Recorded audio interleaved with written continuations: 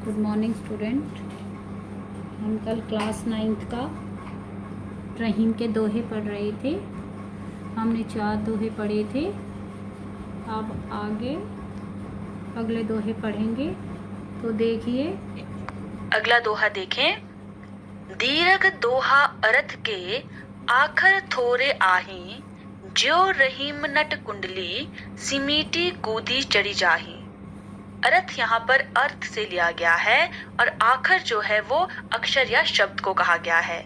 थोड़े जो है वो थोड़े या कम के लिए प्रयोग किया गया है। इस दोहे में रहीम जी जो हैं वो थोड़े शब्दों में कुछ ज्यादा अर्थ कहने की बात कर रहे हैं। वो क्या कह रहे हैं, व्याख्या में जानते हैं। रहीम जी का कहना है कि उनके दोहे में भले ही कम अक्षर या शब्द हों, लेकिन उनका जो अर्थ है वो बहुत ही बड़े हैं, गहरे हैं और बहुत कुछ कह देने में समर्थ हैं। ठीक उसी प्रकार से जैसे कोई नट अपना जब करतब दिखाता है, उसके दौरान जो है वो अपने शरीर को सिमट कर जो है वो कुंडली मार लेता है और छोटा लगने लगता है, लेकिन वो असल में छोटा नहीं होता है, वो बहुत बड़ा होता है। उसी तरह से रहीम जी ये कहते हैं कि वो थोड़े से अक्षर जरूर लेते हैं अपने दोहों में, लेकिन उसका अर्थ जब कोई समझ लेता है तो वो जान लेता है कि उसका जो अर्थ है वो बहुत ज्यादा गहरा है, बहुत ज्यादा महत्वपूर्ण है। अगला दोहा इस प्रकार से है। धनी रहीम जल पंख को लघु जिया पियत अघाए, उदधी बड़ाई कौन है जगत पियासो जाए।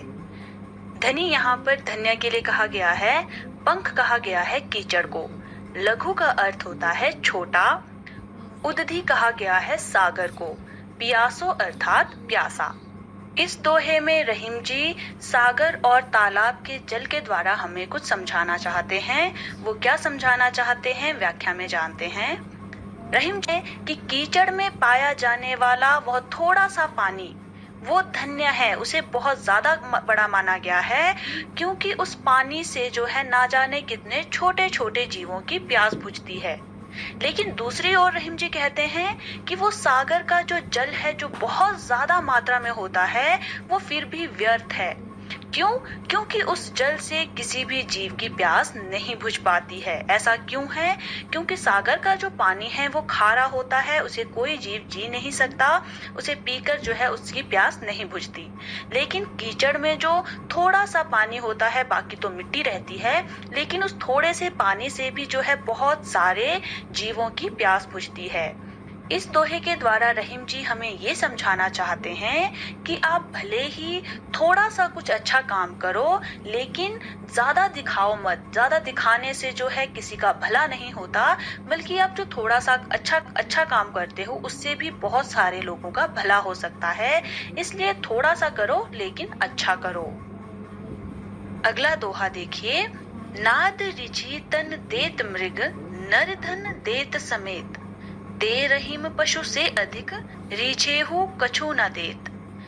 यहाँ नाद जो है वो संगीत की ध्वनि को कहा गया है और रिझी जो है वो कहा गया है मोहित होकर या खुश होकर। इस दोहे में रहीम जी जो है मनुष्य की प्रवृत्ति के बारे में कुछ दर्शा रहे हैं। रहीम जी यहाँ क्या बताना चाहते हैं, ये हम दोहे की व्याख्या से जानते हैं।